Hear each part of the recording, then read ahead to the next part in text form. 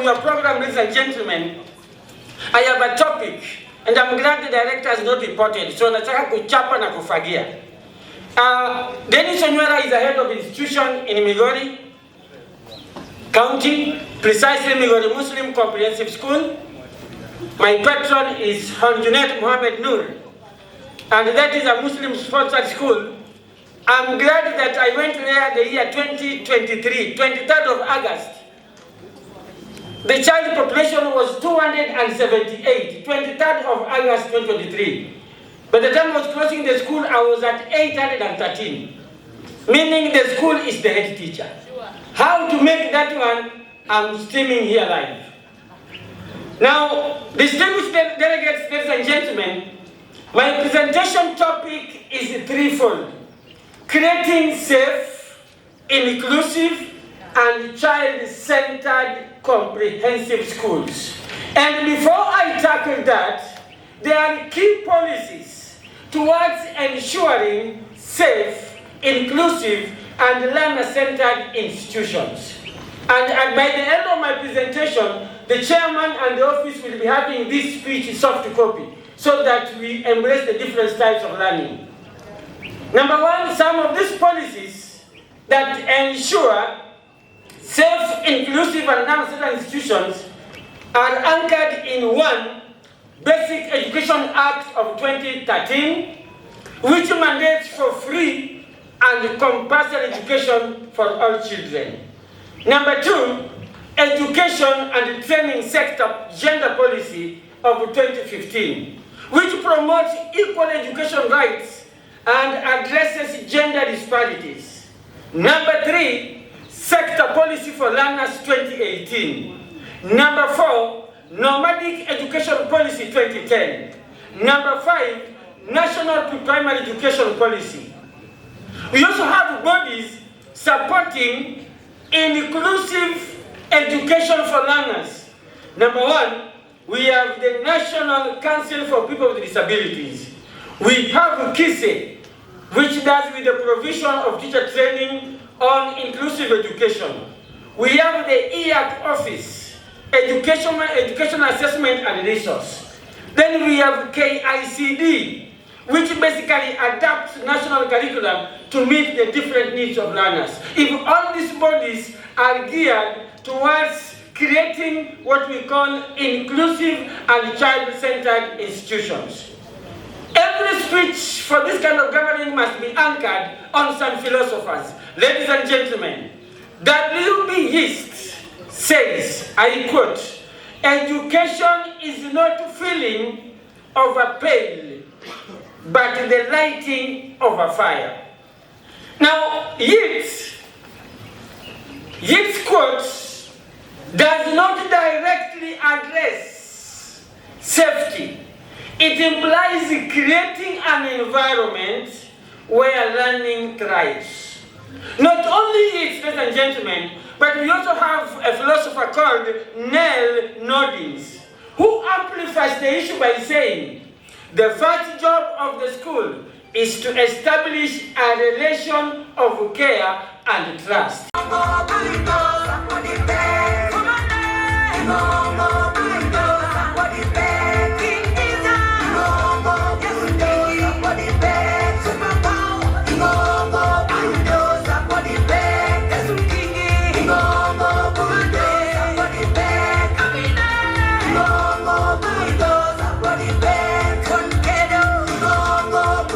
Wanaenda wapi? The career choice pathway is a process, not an event. Usiwaite wazazi, jioni hapo chukue career pathway. The indicators could be, wewe unaona medicine na mimi naona Kenya Power. At a cost of 200 Kenya shillings only. Brian, yuko pale. Thank you and enjoy the rest part of the program. Chief Administrator, Chief Administrator Kepsha, thank you so much. All right, colleagues, without much ado, let so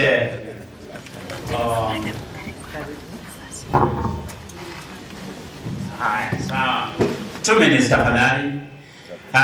The next speaker is in the house as is getting ready. let's have an interlude of just 2 sponsors and then we move on. Asante.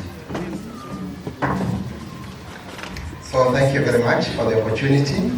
The RD, Mr. Obero, and the TAC representative, and other members in the ministry, also the Kepsha or Kepsha. All the delegates, how are you? How are you? Salimia mwenzako mbe, how are you? Amesema fine. Au mngesema nyinyi wote how are you? So on a light note, my name is Saira. Delegates from Vihiga County, na wanaposimama pia na sisi wenye tumeketi tunawapigia makofi. Vihiga County, raise up. Haya, tusalimie mkubwa wetu. Asanteni sana. Delegates from Busia County, kindly raise up. Busia County, Busia wenyeji. Haya, tusalimie mkubwa wetu. Asanteni sana. Bungoma County delegates, kindly raise up. Asante Bungoma, tusalimie mkubwa wetu. Asanteni sana. Delegates from Kakamega County, tusimame, tusalimie mkubwa wetu. Asante sana. Thank you very much. Our regional governing council, kindly move forward for introduction. Our regional governing council, songeni mbele hapo. It is also good to know your leadership. Now, action, Karib. Thank you, sir. Thank you so much. I'm Cornelius Wabwile Zakaria, Treasurer, Kepsha, Western Region. Thank you. I'm Lillian Pesa, the Vice Treasurer, Western Region. Asanteni. I'm Wemali Zebedayo, Vice Secretary, Kepsha, Western Region. Thank you. I'm Boniface Ngando Bari, Secretary, Kepsha, Western Region. I am Anupi Grace, Woman Power, Western Region. Karibuni sana. Otengo Nicholas, Vice Chair. Thank you very much. You can go back to your seats. And I'm up for introduction. Huyu ni wetu na mnaona amebadilisha hata style ya kutembea. Unajua mamlaka ukipewa hata style ya kutembea tu unajua inabadilika, si ndio? Hata unaona tu bila anacheka, kicheko tu tena ni tofauti. Welcome brother.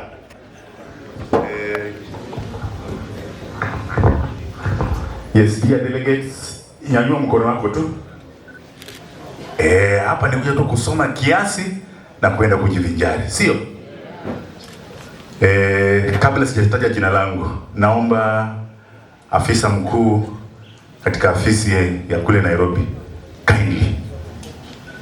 We are expecting the chair, ingawa sio the chair mwenyewe, ako jiana na kuja. Kindly please. Good morning everyone. Good morning once again. My name is Rebecca Utieno. I work at the Kepsha National Secretariat in Nairobi as the Chief Admin Officer. I'm happy to be here and I'm always happy to be here.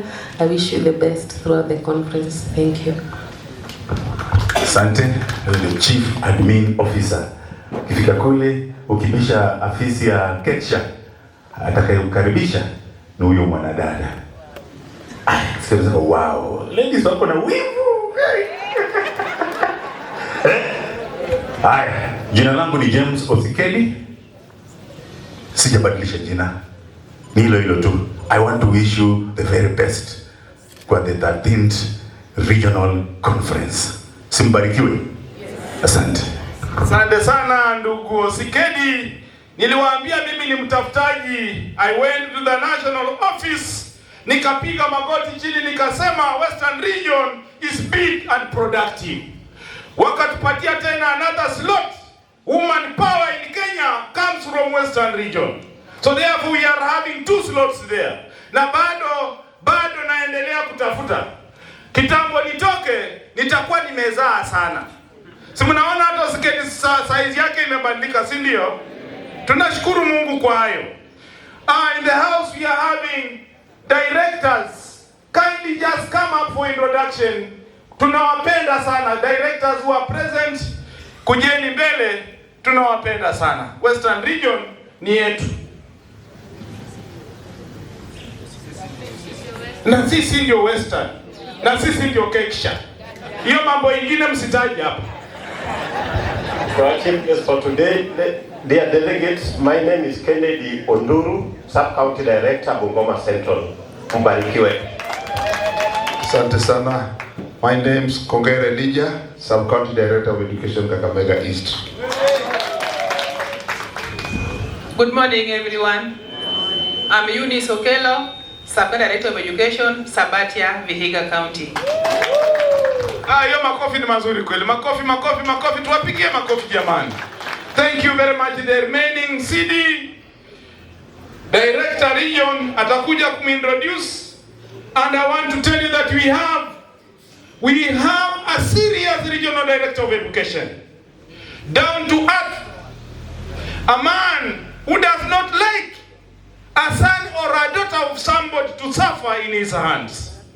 For the time we have been with him, nobody has suffered as a hoi in the region. Tumepigia makofi.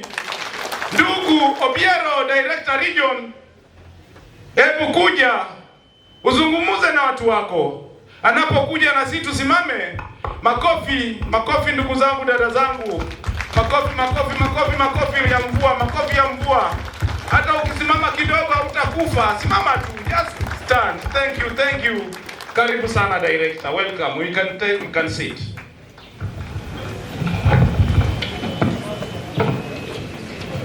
Good morning. I'm humbled to be invited once again to your conference. We were together last year and we discussed a number of issues. I was looking at the 2025 resolutions and updates that were done in the morning, and I noticed that a number of them have been realized and a number are work in progress. That encourages me because we are not supposed to just come here, talk and go back, then come back next year and talk. So if we see some steps being made, it makes us very happy. I'm here with our CD Vihiga. I think allow me just to invite her to also say hi. We have a number of activities going on, and you're also aware we have drama teams that have left today, courtesy of you and the Ministry of Education and the government. We have SNE teams that are leaving today for Kisumu, and we have also the senior school team that are going to Kisumu today. We are praying for drama teams that are going very far. They're going to Nyeri. Nyeri is a bit far, and we are praying that they'll reach safely. So a number of officers have been assigned those roles, but I know a number of them will also join you during your conference. I want to thank the regional chair, for his organization skill. I always say that he's a politician in the making. I don't know in the next life whether he'll be an MCA or he'll be a governor or an MP. Chair, which one do you like? Yote.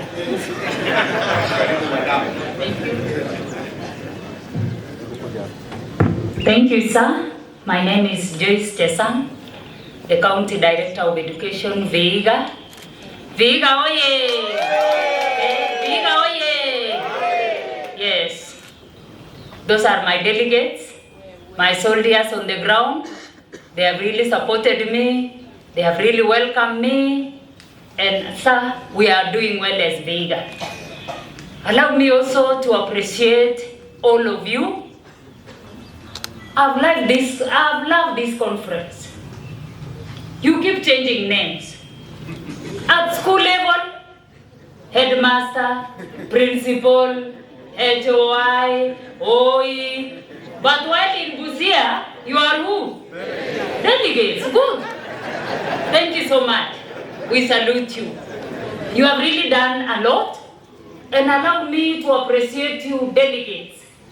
When it comes to CPE, you are great heroes. Nurturing the CPE all the way from grade 3. Last year, they were in grade 9 and they have transited to grade 10. Congratulations. Nurturing that baby You have done it. May God bless you. May God be with you. As county directors of education, we are supporting you. May God bless you. Thank you so much. A clap for our CD. Last year we had a number of officers transferred. We welcome Madam Chesang to Western Region. Remember, in Bungoma we have also a new county director officer of education, Bwana Wamae. In Kakamega we have Bwana Stephen Abere, who is also new. They joined us last year. And in Busia we have Madam Mary Oichoy, who is also new. They've joined us last year. Let us support them so that we can work together and achieve the best for our students in our region.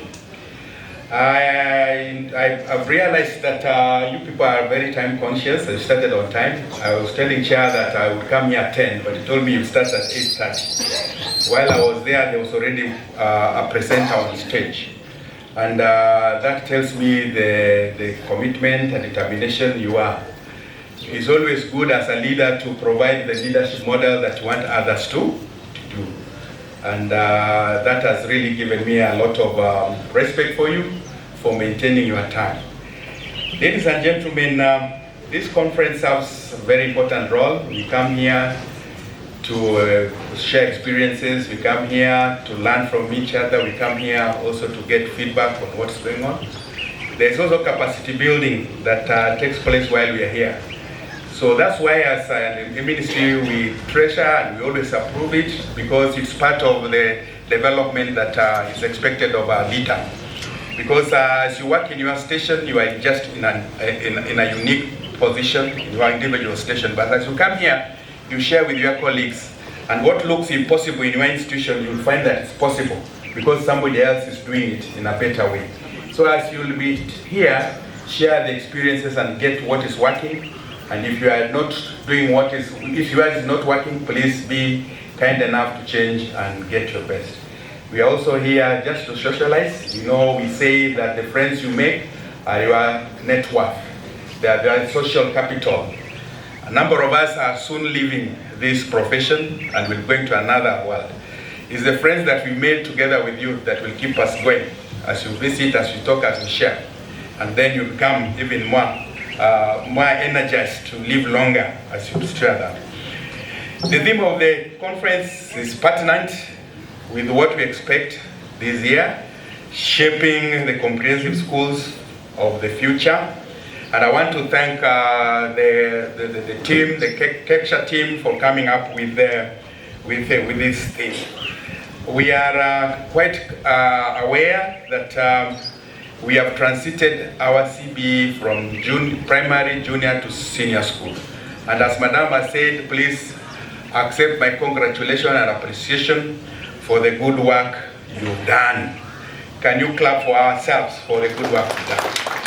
When it started, it looks a bit difficult, a bit challenging, but you people were able to manage it. Until now, we have transited it to another directorate of senior school. And that was out of your sheer determination, innovativeness, and creativity. Because a number of things were happening, but because of your leadership and your commitment, we were able to manage and shape it. And the outcome, when we looked at the outcome of our results last year, it showed that a number of our students exceeded expectations. And that showed that the learning outcomes and the curriculum requirements were fully addressed by you people, notwithstanding the challenges that we are facing. Now that we've gone a full circle of junior school and CBE in the primary and junior school sector, it's now time for us also to do a review as a leader or a manager.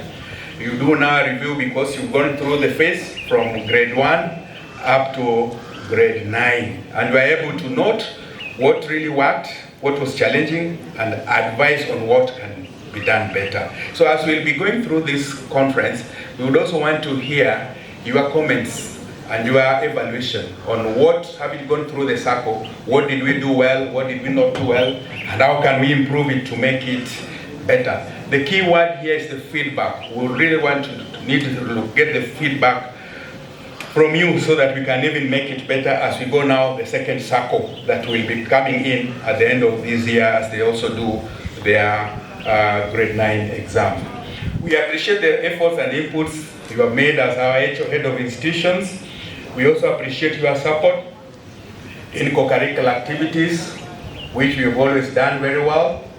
I know we had a challenge last year on music, but we have agreed with the chair, regional chairs and county chairs that we develop a strategy that will also help us cover up that. And we believe that going forward, we'll have a good music festival. Thank God we'll be hosting the festival in Bungoma, so that will give us even more advantage. But I always say, if you don't prepare, it doesn't give you an advantage, because you have also to prepare and plan very well for that. The Presidential Working Party on Education Reforms envisioned a comprehensive school under the primary section, early year education section, primary section, and junior school section. And so far, that is what has been happening. We are aware that there are regulations in the Education Act, there are regulations in Parliament, the Amendment of Education Act, there are regulations in education and sessional paper that are currently on Parliament. And they are addressing the issues that were recommended by the Presidential Working Party in education reforms. All the same, the Minister of Education has also gone along and implemented a number of the phases.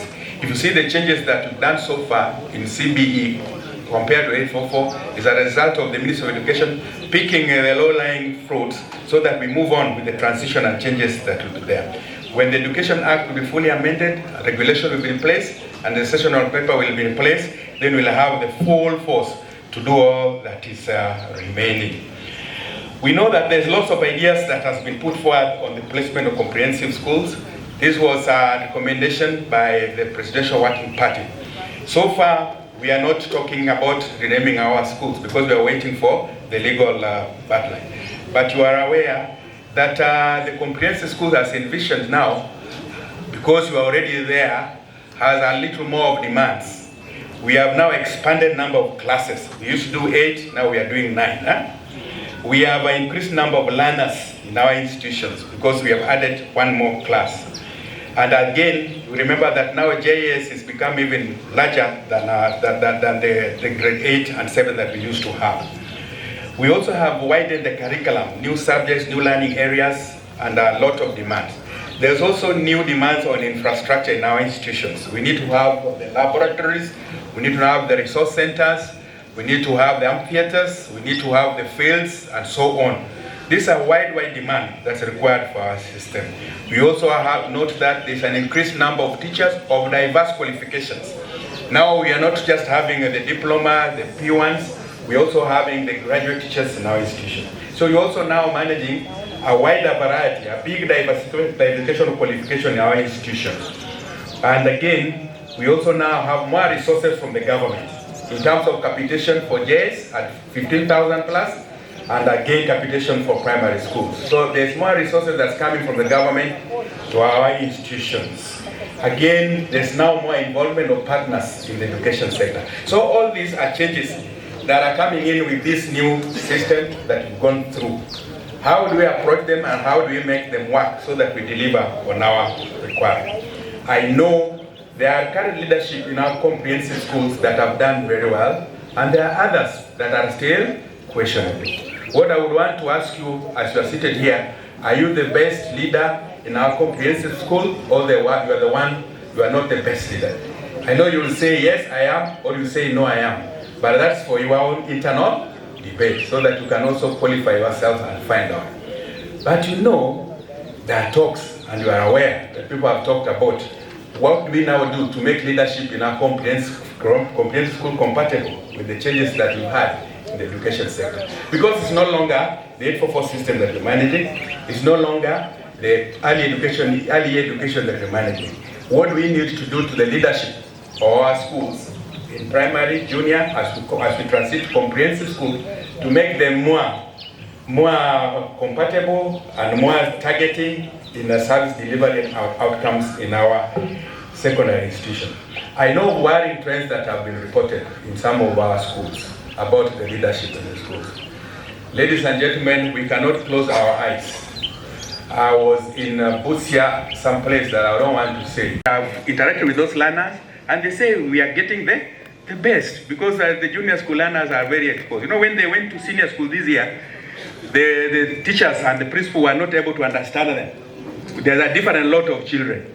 They speak their mind, they tell you what they want, and they have that audacity, they have confidence, and they can call the principal, please come, we want to talk to you. So I've talked to them, they tell me, no, we are okay. But some of you are also very bad. You demand and say, we were junior school teacher, can you go and teach grade 1? Why you say, guy, it has happened. You force them, go and teach grade 1. I'm the manager in this school, and your letter says all other duties are assigned by who? You know, now you just become unreasonable. So look at where it's possible and how it can work. And that requires very good management ability. We want to thank you. You have been so supportive to us as Hoys, and we really don't take it for granted. First and foremost, you have heard him speak. He's so fatherly to everybody. He has been an advisor. He has talked of so many issues that if we adhere to their advice, our schools shall just look like high schools. Dad, you look at these verses, you go to their schools, you might not even differentiate between a high school and a junior school, because the Hoys are doing it. You have also talked on procurement, on education basis, that is the Asset and Disposal Act of 2015. We are really doing it. The procurement process is really done. And that is exactly what we are. He has also supported drama. He's a man who loves everything. He has been all round, even in sports. Madam Vehicle Account Director, you look at these ladies, they're also promising. We are going to do it, and we are sure. You look at this Fungututi, you might not tell if she's a primary teacher just because of what you have done to us. Look at our Aldi, the chairman of Kepsha. We are doing it, and we promise the leadership will do it well. So we thank you, Dad, with your advice, and we are capable. So let's just stand and we give him what we need. 1, we shall do it like this. Number 2, we clap. Number 3, we stand. Let's just raise up and do something. Thank you. The ministry officials present, our colleagues and brothers, ladies and gentlemen in the Kepsha leadership and Hoys, good morning. My name is Patrick Mlamba, the NAT Executive Secretary, Busia Branch. We are here as a union to enjoin you, to feel and be part of you. We have come to manifest and profess that this is the highest level that Kepsha and union, as NAT, we are working closely one and one. We are enjoined and we are one and the same. Let us enjoy the unity that we are now experiencing. First and foremost, allow me to welcome you to Busia. I am the host. Busia is a good town. We are at the border. You can cross Uganda at your own will without a passport. It's enjoyable. And at a short period you are here, you will make a difference. And we are happy for you. My responsibility as a union is to welcome the speaker. We are many union officials. And at this level, allow me to introduce the union officials who are present by requesting you to arise. Kindly, union officials, wherever you are, arise.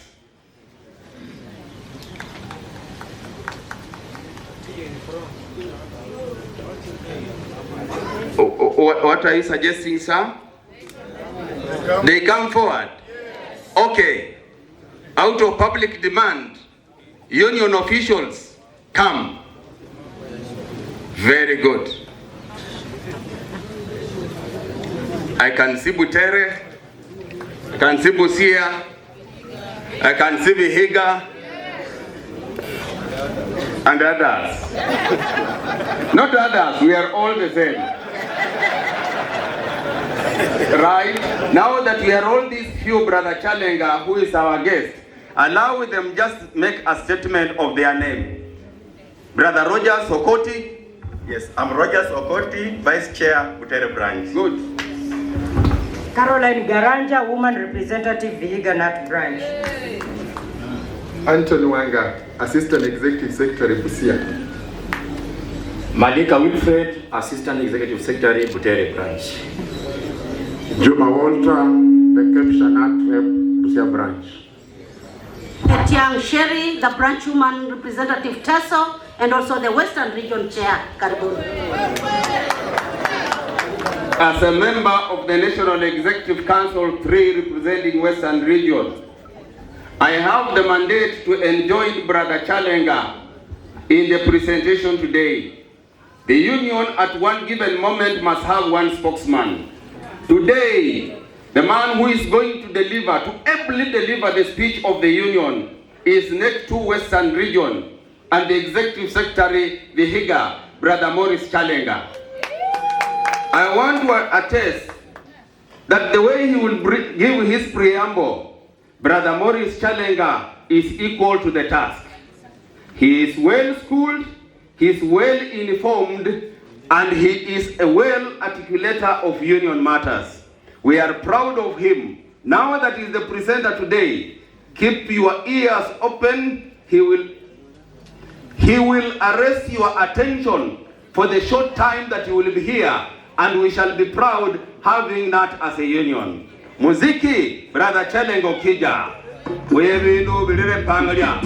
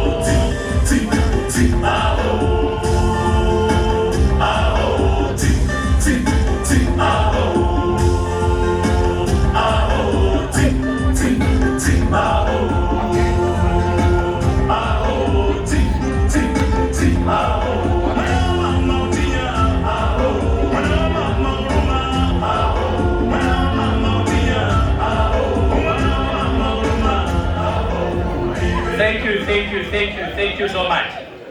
Asanteni. The Regional Director, the Ministry of Education, Western Region, my friend Ndugu Obiero, the other ministry officials present today, the Kepsha leadership present, led by my chairman, my friend, a gentleman we have wintered and summered together, Rafiki yangu Ndugu Msale, our esteemed principals, drawn from our comprehensive institutions across Western Region, the partners to this conference, the union leadership, ladies and gentlemen, colleagues, Bwana Yesu asifiwe. Hebu tubebe mkono wa conference. Bwana Yesu asifiwe. Asante. My name is Morris Chalenga, currently the Executive Secretary, Kenya National Union of Teachers, Vihiga Branch, and courtesy of the just concluded national elections at Tom Mboya Labour College, and I want to feel gratified for the support I got from Western Region. I'm currently the member of the National Executive Council, position number 2, representing the teachers of Western Region. And I believe the ladies and gentlemen before me cannot be divorced from that kind of cause. Colleagues, ladies and gentlemen, I've been given a topic to navigate through. But given the character traits of the unionists across Africa and globally, I'll be able to submit what I can be able to manage. But the bottom line, I'll be addressing key issues that are in tandem with our meeting today. I'll be able to navigate on a few that are affecting the ladies and gentlemen regional director that are seated before you. One thing I want you to be assured, that even in my absence, I'm aware and informed of what the regional director has just submitted at this conference. A majority might have been pleasant, but I want to believe there are some scarcity issues that we need to put right that shouldn't be addressed before such like a conference. We've come to share knowledge, we've come to relax, we've come to be encouraged. After leaving this conference, we should be able to come out a rejuvenated team, not a discouraged team. When a regional director, I want to believe that we are going to read from the same slate. Immediately, I'll have concluded my submission. Ladies and gentlemen, I feel gratified and honored to address you today at this great education summit. We convert at this hotel at a critical moment in the education ecosystem, characterized by a myriad of challenges for gender equality, emphasizing the access to education by all. Then SDG 8 talks about decent work for all.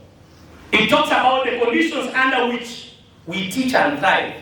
In a short while, we will be looking at whether the conditions that our employer, and by extension the Teacher Service Commission, are offering teachers are worthy delivery of quality education. Briefly, what has the government so far done to ensure that these SDGs are being achieved, specifically the 3? Briefly, I would say, when a regional director, we want to appreciate the ministry.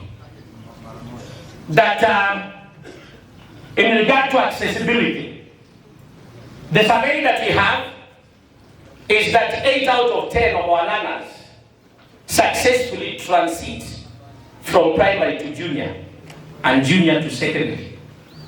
That 8 out of 10, when a regional director, we are not doing bad. 8 out of 10 gives us 4/5. Translated to percentages, gives us around 80%. So we are doing better as a country and as a region. The gender parity is also well. We are almost achieving ratio 1:1 in terms of the boys and girls accessing education. We want to appreciate the ministry for that. The other efforts, regional director, that we must appreciate the government and TAC, Ministry of Education, is the investment that the government has given in the education sector. I'm reliably informed by a regional director that a whooping 20%, translated to around 1/5 of the national budget, is being pumped to education. But the question is, as principals of our junior and the primary schools, are we feeling the availability of these funds? That is the question. But the regional director is saddened that the government gives this money with the right hand and its officials and the same government at the ground here take it with the left hand. That's the biggest problem we are having. I'll be citing some of these issues as I'll be talking about this. Then something very interesting as I'll be emphasizing on funding by government. As a union, we are not pleased because as the principals sit here today, we are not even certain and aware of the exact percentages of the monies being remitted from the national government. Every time, the percentages by the regional director often shrink, and that is the question that we need to address as stakeholders in the education sector. But the regional director, we are also happy of some education policies that are facilitating what we are calling accessibility to education. The free primary, secondary, and the free primary, junior, and secondary education funds that are being availed. The 100% transition is also facilitating accessibility to education. Account Director, as we appreciate the government and ministry, the ladies and gentlemen who are here, we are still being confronted by challenges in the education ecosystem. As we speak, Regional Director, one of the key challenges that the ladies and gentlemen are facing here are overcrowded classes, which means there is a problem in understaffing or staffing, if I may say so. When a regional director, there are some sections in this country where teachers teach even up to 100 learners in a class. In accessibility to education. And when a regional director, once you teach more than the internationally recommended population for learners of maybe 40 to 1 or below, then it means we are compromising on the quality of delivery and therefore compromising on SDG 4, quality education. Dear friends, allow me therefore to submit the following. T1, we go for courses. Ministry and TAC is supposed to fund these courses. We are supposed to be provided with the time and resources for training. Then finally, after those trainings, whatever credentials that you have gained, there is supposed to be what we refer to as recognition of certification in career progression. Is this what is happening? That is the question. Funding of courses. When a regional director, we are happy with the semester. Those who have trained in semester. The training is very okay. It is well funded. But when a regional director, the main bottleneck at this level is usually the delay in the remittance of these funds. There is Kemi, something that talks about the management skills of our principals. But a regional director, this is where I shoot from the hip. We appreciate the Kemi courses. But we want to say this is a moment we are saying as Kenya National Union of Teachers that such like courses are courses aimed at refining and keeping our principals who are present here with the current and contemporary skills. As a union by a regional director, Kenya as a country is supposed to emulate other international countries. Teacher professional growth is part of the work of a teacher and is supposed to be fully funded by the Ministry and Teacher Service Commission. It perturbs the union, and I get shocked that Kemi, a course that is supposed to be funded by government, the ladies and gentlemen seated before us are told to cough a whooping amounts of money on the shrunk resources that they have in their schools. When a regional director, we challenge the ministry that if these courses are supposed to benefit these teachers, then they should be fully funded by the Ministry and Teacher Service Commission. Provision of time and resources. But regional director, we are equally human beings. Is it so true, ladies and gentlemen? Yes. We pray and worship. When we talk about provision of time and resources for training, yes, we are on duty. We want to urge Teacher Service Commission and the ministry. When these courses are brought to our teachers, let them be conducted during school days. During school days. Because weekends are for worshiping. Saturday for the SDS, Sunday for the other protesters. We would request the ministry and Teacher Service Commission, let these trainings be done during school days. The resources. But the regional director, we are happy. There is the provision of some resources. But those of us who underwent the SPDT training, those who can remember in this crowd, is it so? Yes. We used to be given modules. Sawa sawa? Yes. But regional director, we appreciate the slides. But are you not thinking that when you tell these teachers to print those slides, is it not an added financial burden? In fact, I'm sure when a regional director, when we do some presentation and we promise these ladies and gentlemen that we've given them slides, some of them hardly open them. Because you even need bundles, is it so? To open those slides. That is an economical disadvantage. Further, you need to print volumes of these slides. We want to believe if the ministry and TAC is supposed to help us, then let us be given modules. Because the level of concentration of these principles is plummeting every year. And therefore they need hard copies to do the same. Is it so? Yes. When a regional director recognizing and the provision of certification to boost the morale of these teachers in career progression. When a regional director, if you look at me, I don't look sporting.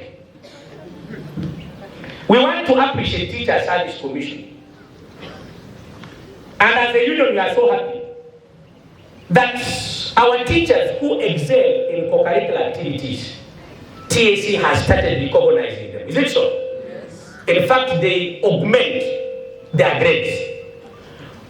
Regional Director, the introduction of the competence-based education recognizes a variety of skills in different areas of excelling. Hata mkiona pathways, there is STEM, there is sports and games, and the social sciences. Is it so? Yes. So not all our learners can be sports people. When a regional director, the ladies and gentlemen who are here, in order to boost their morale, to facilitate quality education, some of them have masters. As much as the ministry, TAC, and teacher unions are supposed to support the government of the day, but regional director, as a member of the National Executive Council and the one representing the electorates in this region, I want to say we are not happy with the medical care of our teachers. Yes. A health teacher is a productive teacher. And now I wish we had the regional director, Teacher Service Commission here. How I wish we had them here. Madam Regional Director, if you are here, the role of provision of medical care is a preserve of the employer. In this case, Teacher Service Commission. The ladies and gentlemen seated before you lost a colossal medical allowance. I understand it is globally. But I want to say, ladies and gentlemen, and on a very low note, that we proved to have been migrated from minute to share. I want to say, Regional Director, Teacher Service Commission, we need to re-examine the medical insurance of our teachers. Ladies and gentlemen, we are being told that share is giving comprehensive medical care. Regional Director, as we speak, we are now retrogressing back to fundraising to help our teachers access medical care. On behalf of the Kenya National Union of Teachers, we want to say, that the comprehensive medical care that we have been given in SHA is a mirage for these teachers. We need to stand together and talk to Teacher Service Commission and the government at large that we must be migrated back to minute all the challenges that we are having in SHA must be addressed forthwith. Unless, Madam Regional Director, you want to have a lot that is not productive. Ladies and gentlemen, I feel so pained when an employer is witnessing an employee go through a lot of challenges in terms of accessing medical care. Madam Regional Director, Teacher Service Commission, this is an issue that we should address with a lot of urgency. In advocating for equity and inclusion, Madam Regional Director, I want to appreciate Teacher Service Commission. That headship for a very long time was a preserve of men. But today, when I came here, a good number of our principals are women. Is it so? Yes. We want to appreciate that because that is part of advocacy and ensuring that we are championing for equity in administration.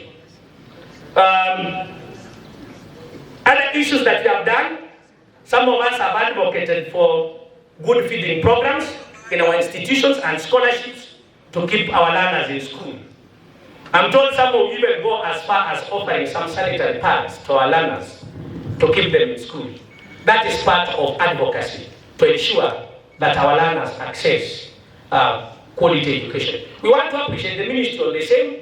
It has also come in handy to ensure that the same has been done. Finally, colleagues, the emerging issues, 2 of them or 3. Then I conclude. In order to promote the achievement of the SDGs, one thing that has been emphasized is the issue of teachers' welfare. I want to report the following. Ladies and gentlemen who are here today, as Kenya National Union of Teachers, we are determined, we are capable to ensure that the following has been addressed. Top on our agenda, item number 1, review of the career progressive guidelines. I want to table it here, and TAs is here. We have already started in earnest to ensure that the career progressive guidelines have been reviewed. And in review of the career progressive guidelines, mimi niliajiriwa mid towards the late Banobiero 90s. I was employed under what we used to call the schemes of service, the SOS. Is it so? And during that moment, the moment you acquired additional credentials, there used to be what we used to call the automatic locomotion. Is it so? Yes.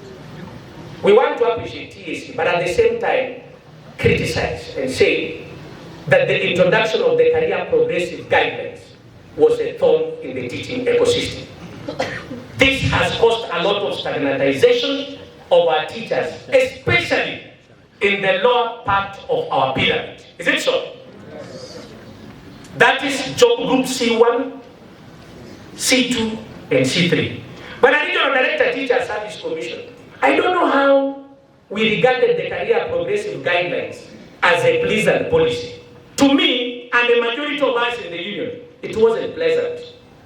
Because during the schemes of service, competitive interviews used to start at job group L, senior, which is currently job group what? C3.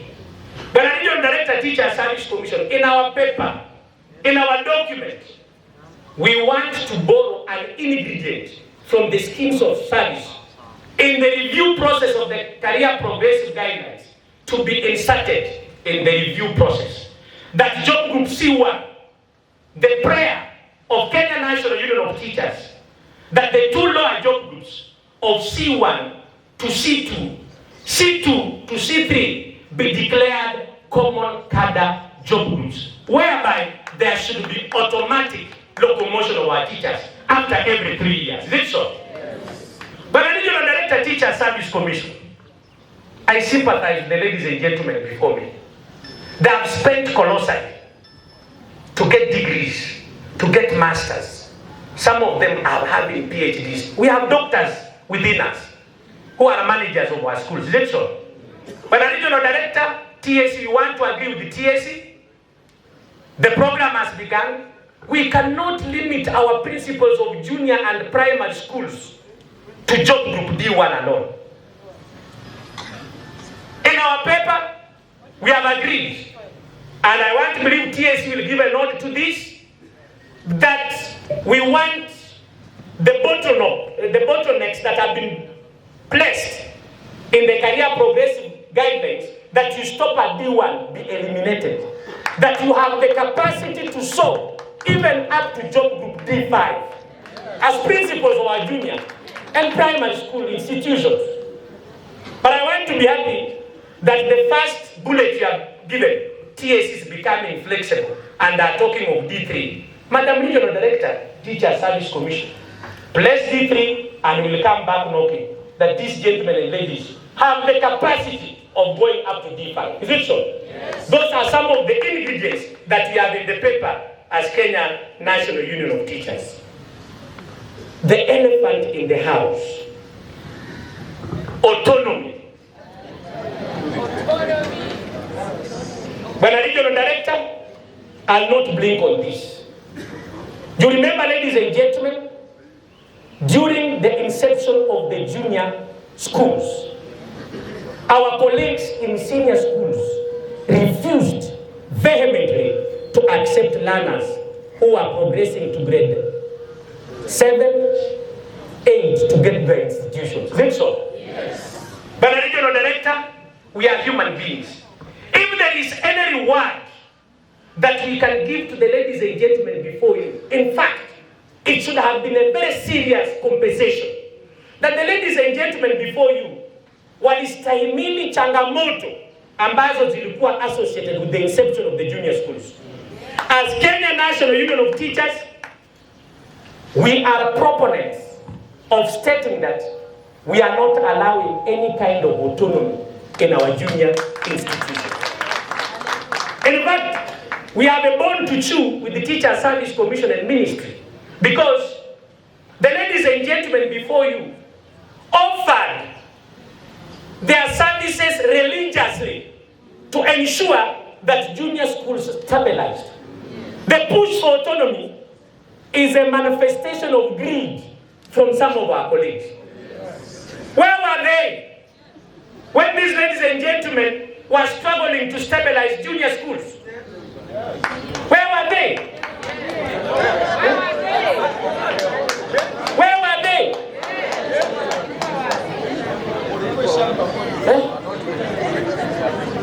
I think, Madam Regional Director, TAC and the Regional Director Ministry, we are having misplaced priorities.